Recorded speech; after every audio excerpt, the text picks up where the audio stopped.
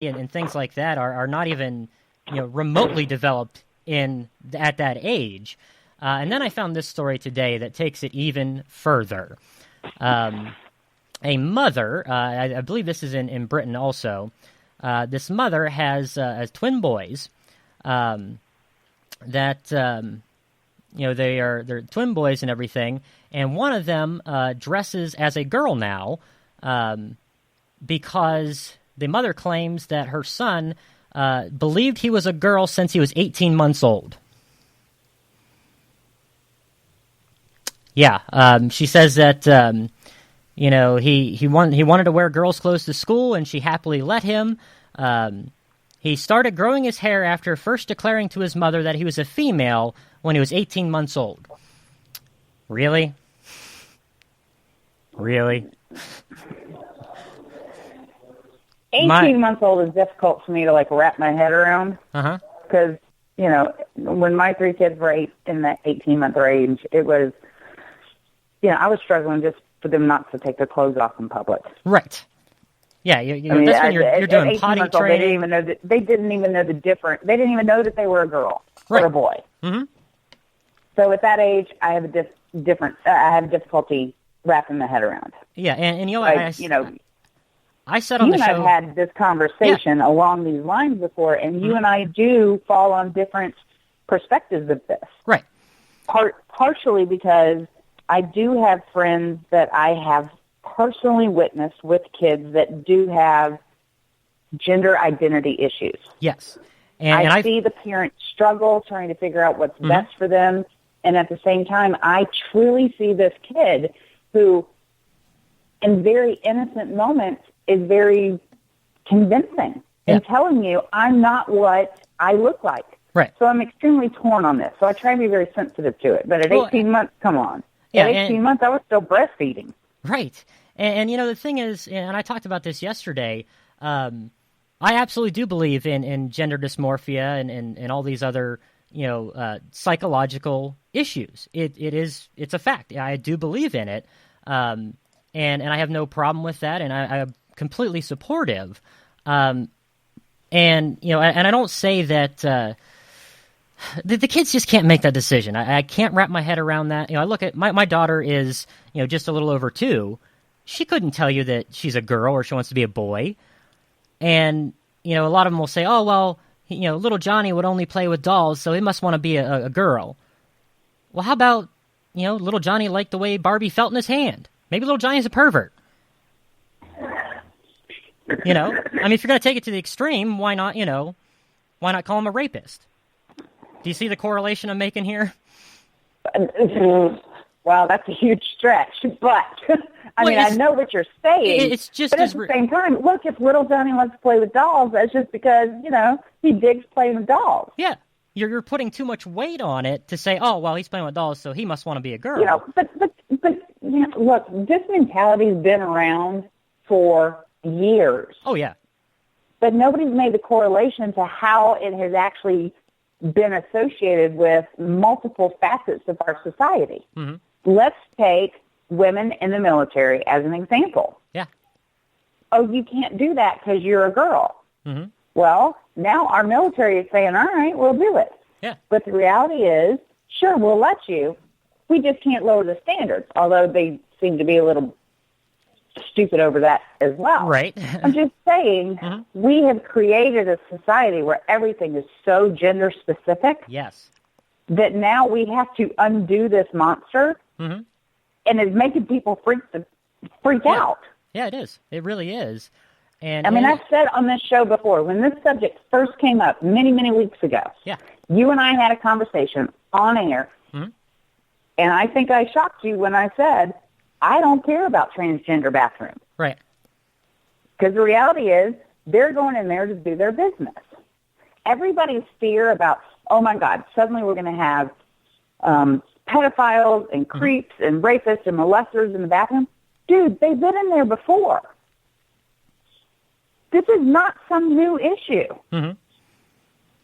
It's just now getting some media attention. Right. Transgender people have been using the bathroom for many, many years. Half the time, you don't even know they're there. Yeah, and My a way, philosophy is there's bigger issues to deal with. right. I absolutely agree. And the reason I brought this article up today was the age thing really bothers me. If somebody, as they grow up and they're exploring things, whatever, that's fine. But making definitive life choices and saying your 18-month-old had the intelligence and knew the cause and effect and the long-lasting, developmental processes we're talking here, that's absurd. That is no different than me saying that my middle daughter at 18 months playing with the calculator, I determined she was going to be a mathematical genius. Right. Yeah, it's absolutely the same. But at the same time, it is a situation that we have created that now allows people to go so overboard on both sides of the aisle where, I can't choose my child's gender. They have to choose it for themselves. Well, we created that. Liberals created it just as much as staunch conservatives said, you can't be anything but. Right.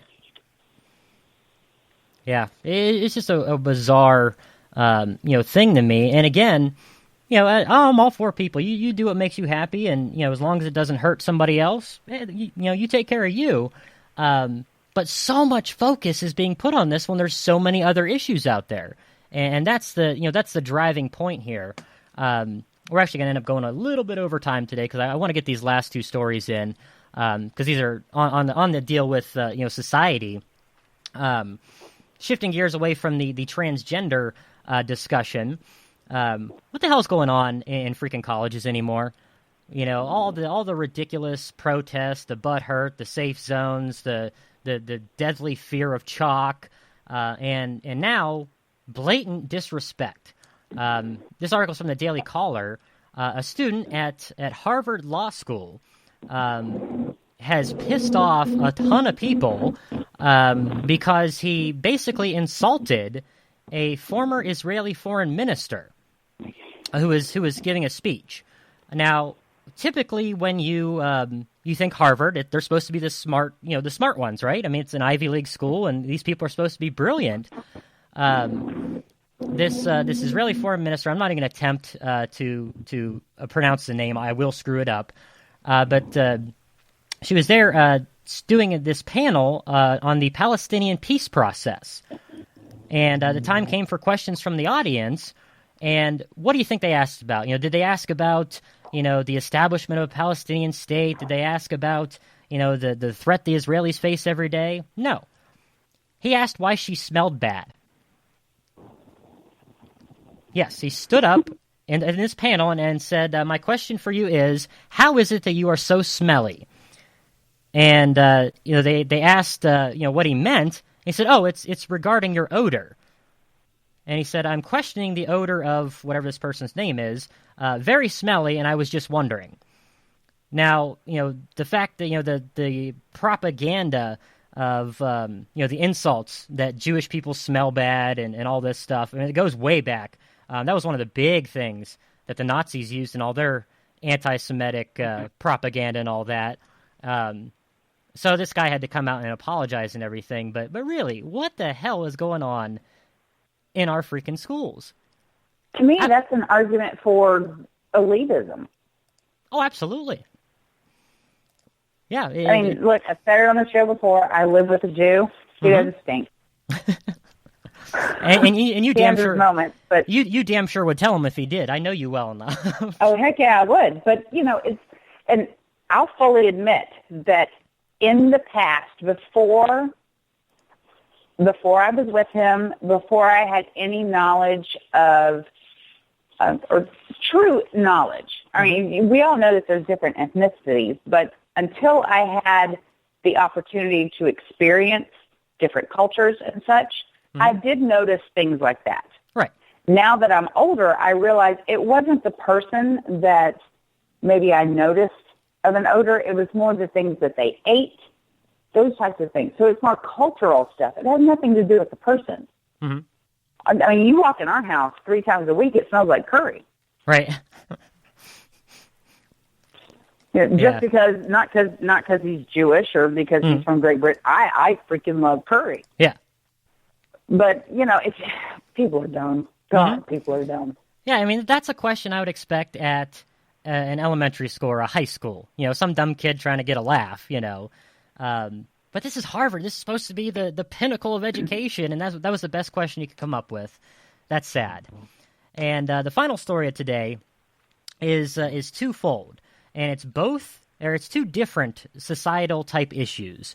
And I want to see if you can identify the two issues that I have in reading this. This was 10 children aged between 6 and 11 at an elementary school in Tennessee were arrested on Friday. Okay, so 10 kids ages 6 to 11. They were all arrested and taken to a juvenile jail for for not intervening in an altercation.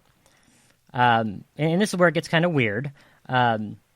The video that kind of went viral and draw attention to this shows a group of children following a boy, and they start kind of picking on him and everything. And they pushes him, and they start yelling, "Oh, okay, beat him," and blah blah blah, and they attack this kid. So this group of kids, bullies the hell out of this kid, beats him up and everything, and it gets really brutal. I mean, they're talking about a basketball game. He says, how does it feel to get your bitch ass beat and all this stuff? Keep remembering, these are, the max age here is 11. So this video came out, a teacher saw it, and they started looking into it. And that ended up having, again, a whole bunch of these kids, 10 of these kids arrested. Some of them were the ones in the fight. Some, were arrested for not doing anything about it or not saying anything about it. So here you have, what's the issue that jumps out to you in this? What does this say to you? Gut reaction. I just want to make sure I'm clear. There was one kid getting picked on. Mm-hmm. There were 2 kids who actually physically hurt him, and the rest were arrested and charged with not interfering? Yeah, well, it sounds like a group of boys were picking on the kid. But yes, the rest apparently were arrested for not intervening. One of the parents here, where's the quote at? The furious father said his children were not involved in the fight and not accused of filming it, but are charged as bystanders who failed to intervene in the altercation. So yes, you're correct.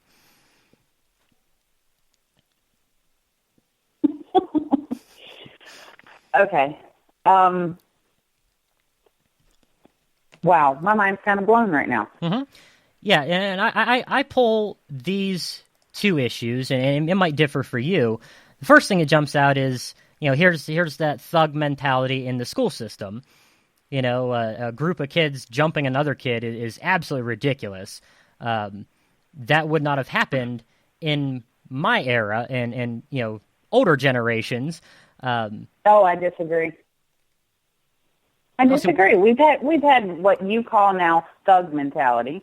We've had bullying and somebody getting their ass beat behind the bleachers. Meet me behind the school at 3:00. We're going to finish this. That's been going on since our parents were kids. Oh, that's been going on since they crawled out of the caves. I mean that's that's nothing new. So technically, I wouldn't label that as thug mentality. It's been around for God knows how long. It's just being a dumbass.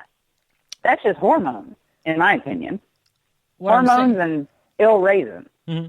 When I was growing up, and hell, I was a fighter, man. I was an angry little kid, and I did a lot of my fair share of fighting, both as the aggressor and defending myself. And it was always okay. A couple kids are fighting, and that's it. I never ran across a group mob type attack. And typically those were handled, and kids got in trouble, they got kicked out of school, or if it went far enough, they got arrested. Never would I have seen something like this happen. See, I didn't have that as a kid. Mm-hmm. I mean, I remember a few instances, like at lunch recess, some boys would get into it. small, everybody would kind of like crowd around and go, what's going on? And it would be like seconds and a teacher was there. Yeah. I mean, the most